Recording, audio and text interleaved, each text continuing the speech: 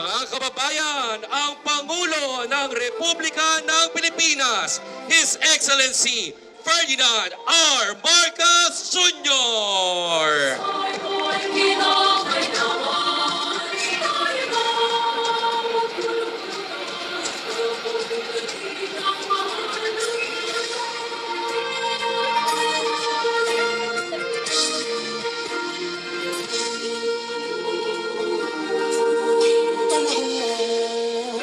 Bago dahil Ngayon ay ating nasasaksihan na pinangungunahan ng ating mahal na Pangulo ang pamamahagi ng tig 10 kilong bigas sa ating mga benepisyaryo. Ito ay isinasagawa bilang bahagi ng pinalawak na implementasyon ng Local Government Support Fund o LGSF sa buong bansa na naglalayong mapabilis ang paghahatid ng tulong sa bawat komunidad. ng bawat mamamayan dito sa atin. Ang pagbabago patungo sa pag-asenso, magsikap ng mabuti ang kuminhawa. Lumalaki natin sa mundo at ipamalas ang bagong Pilipino at bagong Pilipinas. Maraming salamat po, mahal na Pangulo.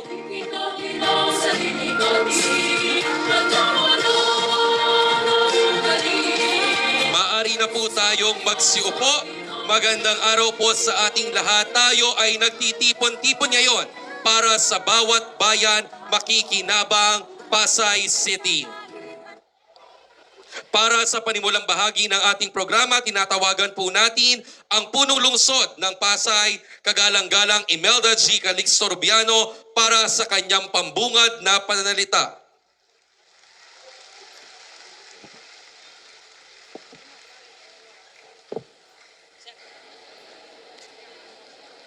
Maraming salamat po. Hello! Hi! Magandang gabi sa atin pong minamahal, ginagalang, at sobrang sipag na Pangulo ng Pilipinas, His Excellency Ferdinand Bongbong Marcos Jr. To our fellow public servants, at sa ating mga minamahal na mga taga-Pasay na tapat kong pinaglilingkuran. Good evening! Unang-una po, nais nating i-welcome ng buong galang at kasiyahan ang ating Pangulong Bongbong Marcos sa ating pong humble home, Pasay City. Welcome po of genuine service and concern. Kaya po tayong lahat nandito in fulfillment of our commitment sa atin pong pag-elevate ng people's lives, lalo na po dito sa lungsod ng Pasay. At napakapalad po natin, we are very blessed to have a president who continues to stay by our side, guide us, and support us as we work together to fulfill this vision for our people. Kaya naman po, palakpakan naman natin ang ating mahal na Pangulo. At sa mga programang biyayang bigas para sa mamamayan ng lungsod ng Pasay, na kung saan meron po tayong 17,000 beneficiaries sa tulong na ibibigay sa ating 201 barangays para po sa kanilang proyekto. At syempre, sa mga piling mga mag-aaral, ay talagang our statement that our leaders' passion ay para po gawing komportable ang each and every Filipino, gawing komportable, taken care of, and ipagbigyan ng tapat at higit sa sapat na paglilingkod. At tamang-tama po ito, mga programang ito, dahil sa nangyayari sa global crisis. At malalaman natin, matatandaan natin sa pamamagitan ng programa ng ating Pangulo Kahit ano ang mangyari, kahit ano ang magdaan, basta tayo'y tulong-tulong, sama-sama, at ilalagay natin ang people's well-being front and center. Tiyak, malalampasan natin ito, and there is no darkness that we cannot conquer.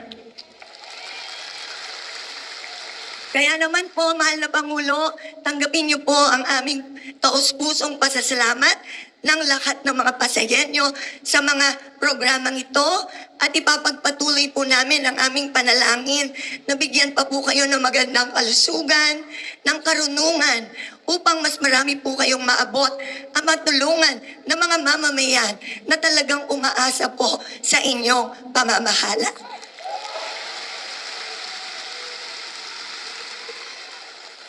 And with our honest to goodness, tapat, at higit pa sa sapat na paglilingkod, together with your bagong Pilipinas framework of good and accountable governance, sama-sama po tayong sisibol, susulong upang maiangat ang buhay ng bawat Pilipino, lalo na ang Pasayenyo. Katulad po ng bigas na pinamulaan ng kalusugan, ng sustansya at lakas. Pati na rin po ang edukasyong pinagtibay na magiging pamana sa ating mga kabataan. At pati na rin po sa mga programa sa barangay na lahat ay makikinabang. Talaga namang tunay na bawat bayan ay makikinabang. Nandito lang po kami kung ano po ang aming may paglilingkod. Andito lang po lahat ng Pasayenyo. So muli po, mahal na Pangulo, maraming salamat po. Ito po ang inyong lingkod, Mayor Emmy Calixto Rubiano. Nakikita nyo, nakakausap nyo, kasama nyo. At tapat kayo, pinaglilingkuran. God bless Pasay!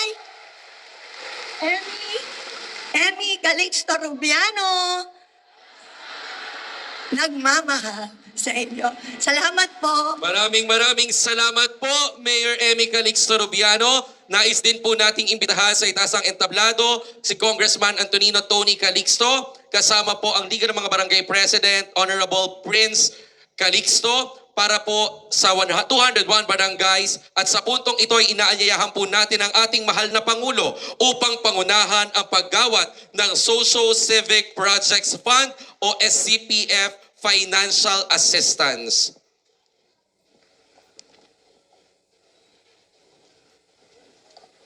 Ang ating Social Civic Projects Fund o SCPF Financial Assistance ay nagkakahalaga ng 200,000 pesos para sa bawat barangay sa 201 barangay sa lungsod ng Pasay na may kabuuang halagang 40.2 million pesos. Maraming salamat po, mahal na Pangulo.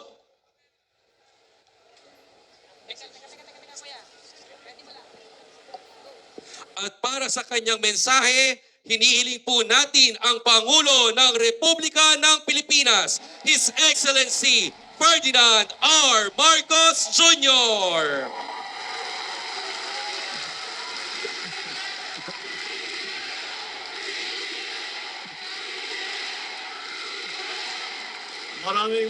Maraming salamat po, Pasay City, sa inyong napakainit na salubong. Maraming salamat po. Magandang gabi na pala. Magandang gabi po sa inyong lahat. At magsiupo po tayo at magpapaliwanag lang po ako kung ano itong mga programa na ating sinisimulan dito sa Pasay at sa lahat ng LGU ng buong Pilipinas. Ito po, ang sadya ko po rito ay upang tignan at i-monitor kung ano ba ang pangyayari dito po sa ating may dalawa pong bagong programa na ating isinusulong. Ito po ay ang dalawa, ito yung nakasulat dito, bawat bayan ay makikinabang. Meron din isa pa, bawat barangay ay makikinabang. At ipapaliwanag ko po sa inyo. Ito po ay unang-una yung para sa lahat ng LGU. Ito po ay binigyan po natin, kinuha po natin sa isang pondo na tawag Local Government Support Fund. Ito po ay isang pondo na dapat gamitin para tulungan ang ating mga local government. Ngunit, nung panahon ko, ako po ay nag-governor ako ng Ilocos Norte ng tatlong termino, 7 na taon. Sa 7 na taon, wala po akong naramdaman o nakita o nasimot man lang doon sa LGSF na yan. At tinanong ko sa ating mga kasama na gobernador, mga mayor, ay kanila, hindi nga nila malaman kung saan, paano gagamitin, saan makuha yung pondong yan. At mukha namang nagamit noon para sa iba't ibang bagay, hindi para sa LGU. Kaya sabi ko, ngayon na ako'y nakaupo, ito na ang pagkakataon ko na gamitin talaga yung LGSF para magsuporta, para tumulong, para makipag-project sa ating mga local government officials. Kaya yan po ang aming ginawa. Dahil po, sa aking karanasan, ramdam naman na po natin, ang katotohanan ay kapag ang national government lamang ang gumagalaw, kuminsan kahit na maganda ang programa, kahit maraming tulong ang inaabot, medyo natatagalan. At maraming kailangan pagdanan, ang daming kailangan na dokumento at yung mga mabibigyan sana ng tulong ay matagal bago nila magawa, pipila ng mahaba. Kaya naman naisip ko, nandyan na ang local government. Dahil halimbawa, kung gagawa kami ng listahan ng lahat ng mga nangangailangan, anong mangyayari? Maghahanap kami ng tao na galing sa mga iba't ibang ahensya, pupunta sa iba't ibang lugar. Tapos sila ang magse-survey sila. Ano ba itong nangyayari dito? Sino ba rito ang dapat tulungan? Sino ba rito ang nangangailangan ng tulong? Naisip ko, imbis na yan ang gawin natin, magtulungan tayo kasama ang local government. At yung listahan na yan ay nasa kanila na. Dahil ang gobernador, ang mayor, walang ginawa yan kundi gawin at baguhin at ayusin ang listahan na yun araw-araw. Yan po ang naging trabaho ko bilang gobernador. At saka nakikita ko naman, mga mayor ng mga iba't ibang lungsod, ganyan din, mga bayan, ganun din. Kaya sabi ko, ganito, para mabilis ang pagbaba ng serbisyo sa tao, dapat mag-partner ang local government at saka ang national government. Dahil eto nga, mas mabilis ang pangyayari. Kaya basta't maganda ang ugnayan ng local government at saka national government, mas mabilis ang pagbaba ng serbisyo, ng tulong sa taong bayan para maramdaman kaagad ng ating mga mamamayan, maramdaman kaagad ng ating mga kababayan. At yung pangangailangan ay matugunan kaya kaagad natin at magkaroon kaya kaagad ng tulong. Kaya ganito po ang aming ginawa. Yun lamang, doon sa pagbaba ng LGSF, namin ay dapat kasama dyan ay ang pagkain. Dahil ang katotohanan po na nung una akong umupo bilang Pangulo, ini-interview po ako.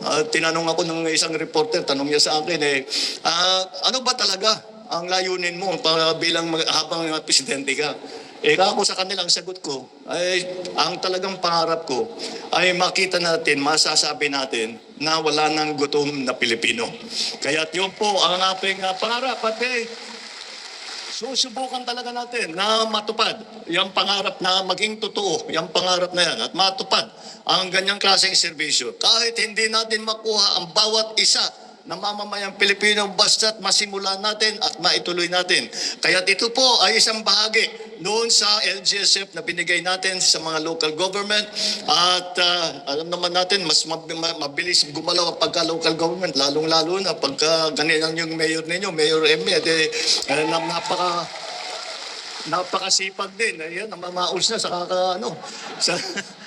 sa kakaikot. At saka si Kong Tony, yan talaga, kayo maasahan natin. Kaya sabi ko, doon na magtulungan tayo, magtulungan ang national at saka yung local government. Kaya ito ang naging programa natin na doon sa listahan na ibinigay sa atin ng ating mga local government officials, doon sa listahan na yun na mga nangangailangan ng tulong, yung pong hindi talagang nakakatiyak sa kanilang food supply, sa kanilang pagkain, ay dapat bigyan natin ng tulong. At meron pa rin po tayong nababalita na isang beses lang kung kumain sa isang araw, kung minsan 2 araw na walang kain, o isa lang ang kain sa 2 araw, napakalungkot naman masyado noon. Kaya tinisip namin paano natin gagawin, ano yung gagawin natin para matulungan naman yung mga yon. Kaya ito po, ang aming ginawang programa, ginamit na natin yung LGSF, yung pondo nga na Local Government Support Fund, upang makapagbigay nitong mga sako-sako na tigsa 10 kilo para sa ating mga kababayan na nangangailangan. Ito po ang tulong ng pamahalaan upang matiyak naman na kahit papano may makain. At huwag niyo pong isipin na ito ay minsanan lamang. Ito po, tuloy-tuloy po ito. At ang schedule po nito ay sa 1 taon, 6 na beses po namin gagawin.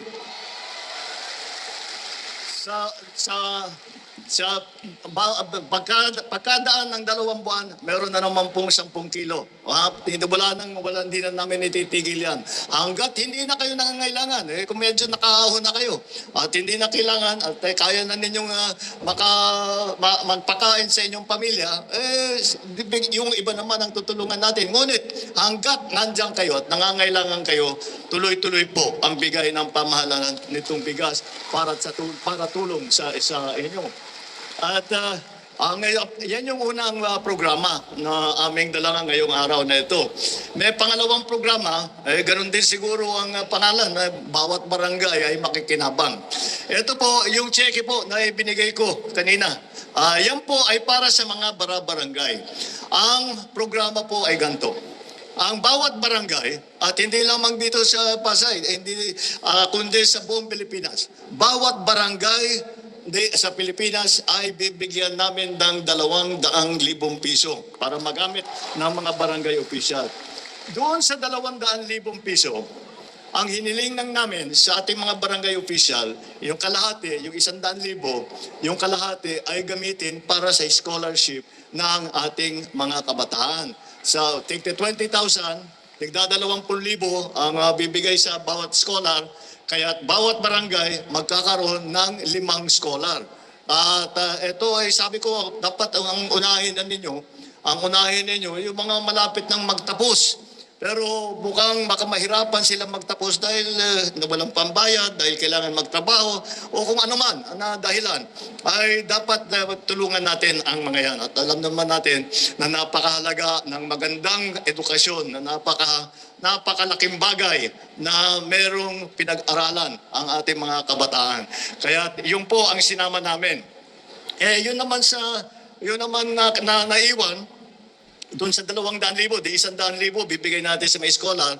Yun naman na natira na 100,000 ay iniiwan na natin sa ating mga barangay official. Kayo nang bahala kung ano yung saan nyo gagamitin, yung 100,000 na yan.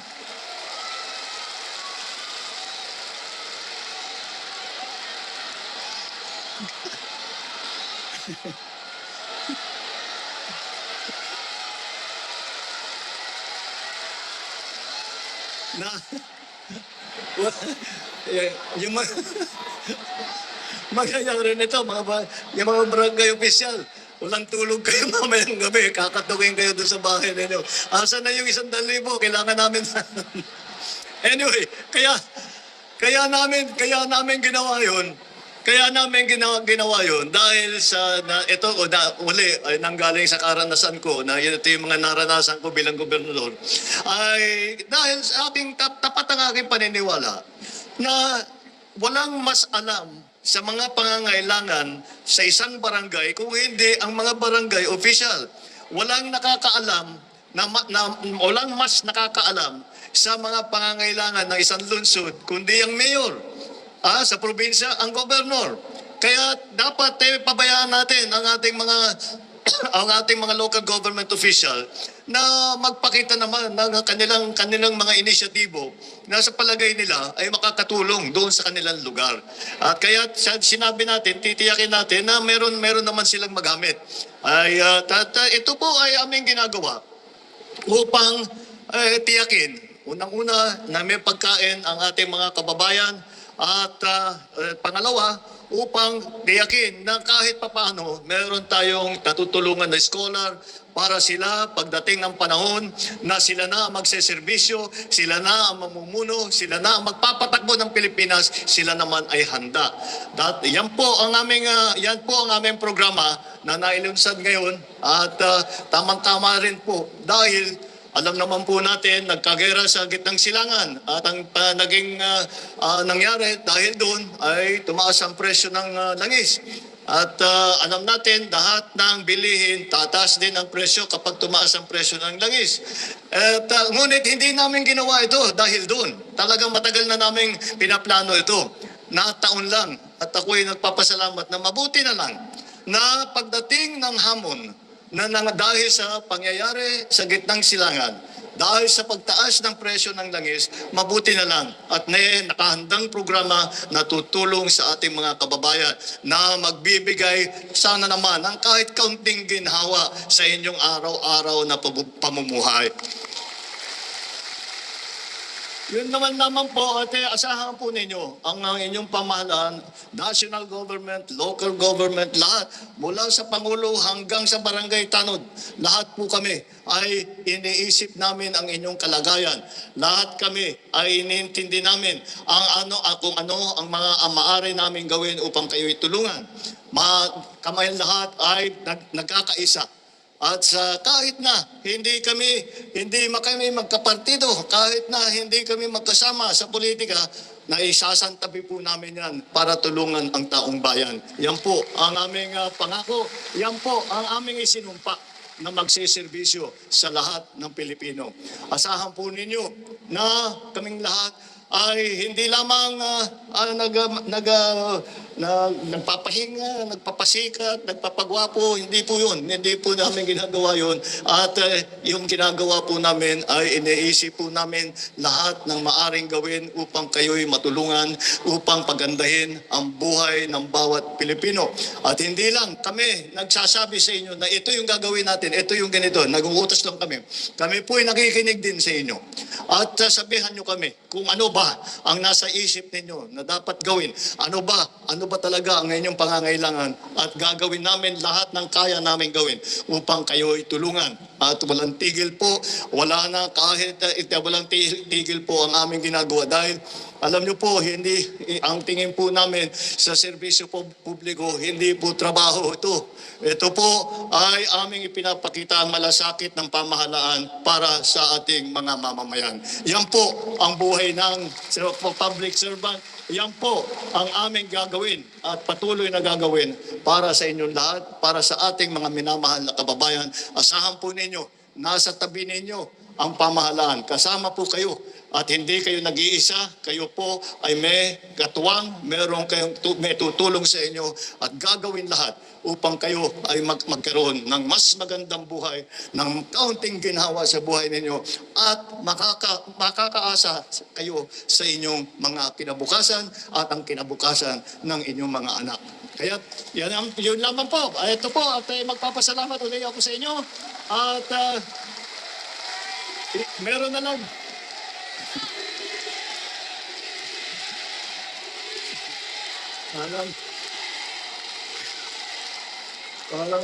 Parang nagkampanya ulit tayo. Meron lang po ako idadagdag. Idadagdag ko lang sa ating mga local. Meron lang ako idadagdag sa ating mga local government official. Ito lang. Pagka naging matagumpay itong mga programa natin, kapag maganda ang patakbo at nakikita natin maraming natulungan at malaki ang itinulong natin sa taong bayan, asahan ninyo, sa darating na taon, palalakihin pa natin yung budget para dito sa mga programa nito. Ayun kakatukan namin si Kong Tony at sasabihin namin, oh boss, yung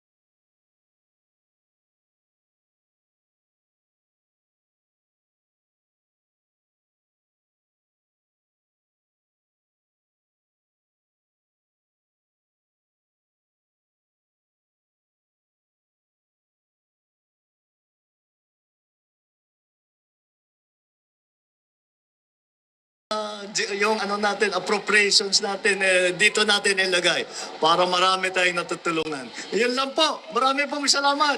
Mabuhay ang Pasay City. Magandang gabi po sa inyong lahat. Maraming salamat po, mahal na Pangulo.